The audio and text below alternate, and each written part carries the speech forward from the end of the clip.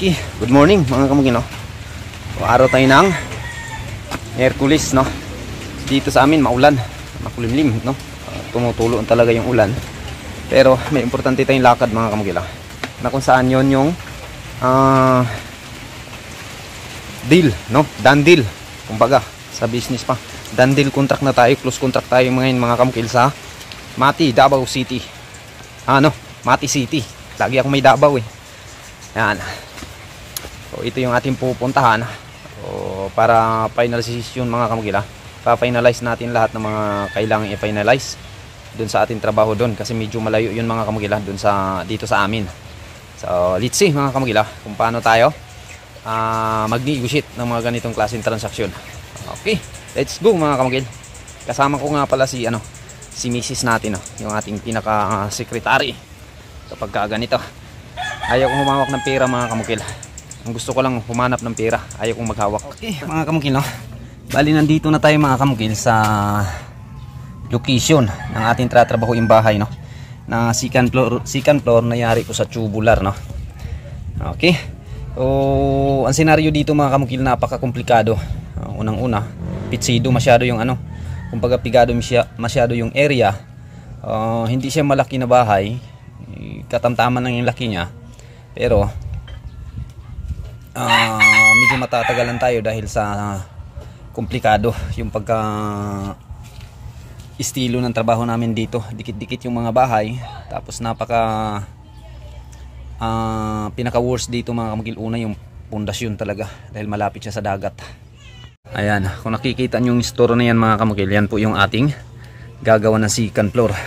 Ito dito, no? So dito sa side na to, ito medyo maayos yung pagkabanat ko dito sa side na to. Yung mga babaguhin ko dito, laging pakatandaan pagka second floor na yari sa tubular, una kong tinitingnan mga pundasyon, itong mga poste. So kung napapansin nyo yung mga poste nila mga kamugil, naka-flashing lang, tapos may kahoy pa sa taas mga kamugil na dinugtong, no? Iwan ko lang kung itong flashing na to, itong konkrito na to, may mga bakal ba sa ilalim.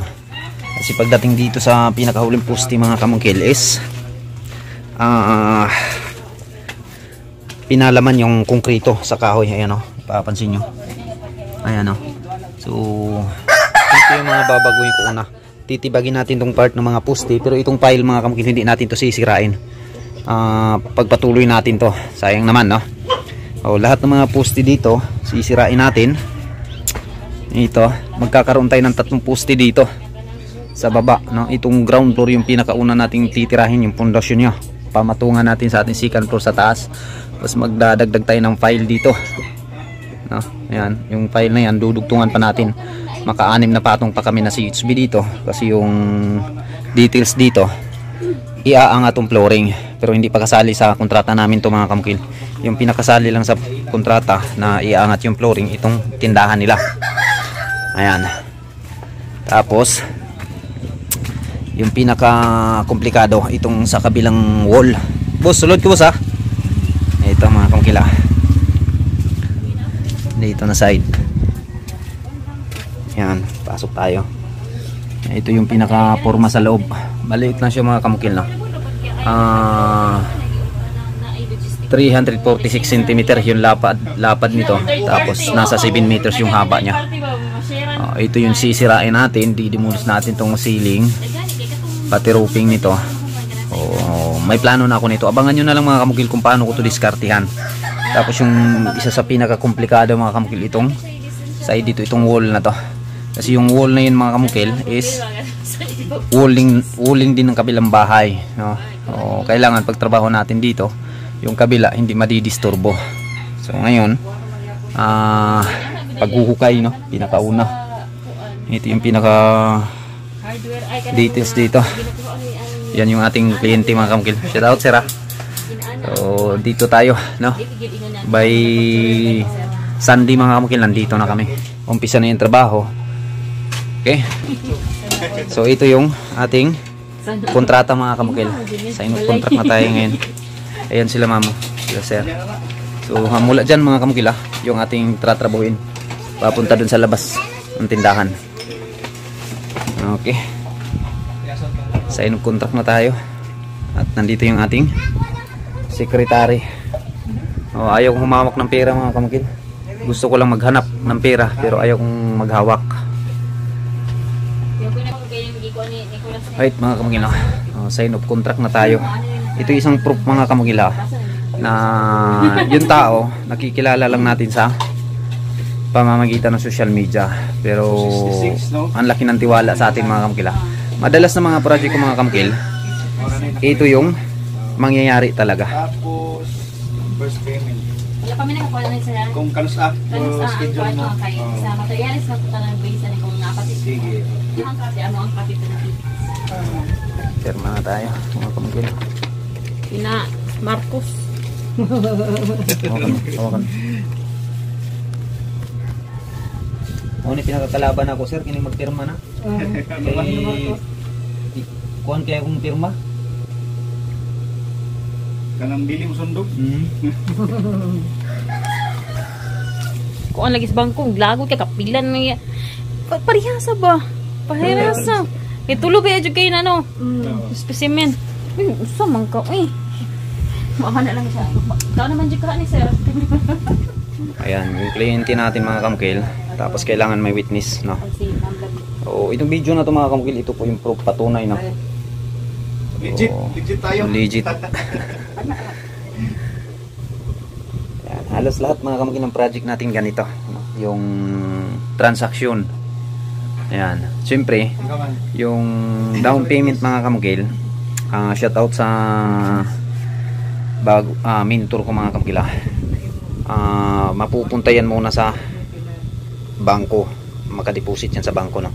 Saka na natin i-withdraw kapag purchasing na materialis. Yan. Okay. Tapos money count mga kamukil, yung tapos na yung signing contract. Sir, ikaw lang na initial na lang 3 sir ha, na-receive na ko ang 133. Sige. Follow na lang ako ang kuan sir.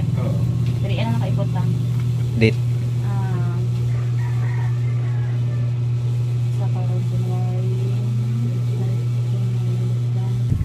Nyo ng isa ka copy. Ayan, tapos na yung signing contract mga kamukil. Susunod, bilangin natin yung pera, no? Tapos deposit sa bangko. I-release lang natin yan mga kamukil kapag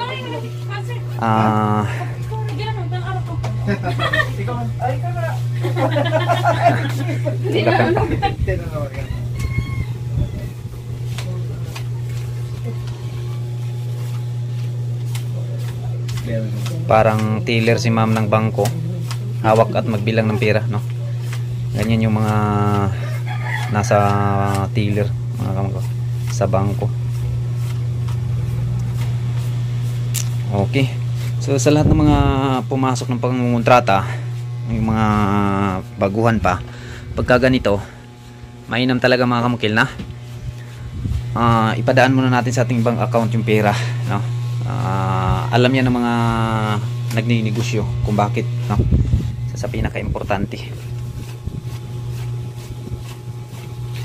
Sir, yung ating followers. Sir, shout out sir ha. Kapit na warehouse. Nakita rin ito sir. Si sir dati kumontak nasa Maynila pa mga kamukil. Ngayon nandito na siya. Naka-schedule siya ngayong buwan na to. Kaya pinuntahan natin. Okay. Ay, di pa tapos yung pagbibilang mga kamukil.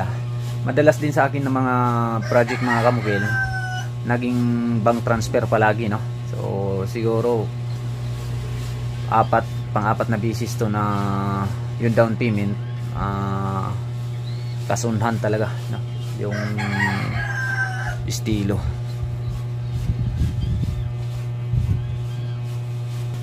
Okay, tapos na. Okay na. Tapos na mga kamukil, no? Uuwi na rin kami ng Davao ngayon. Saglit. Oo.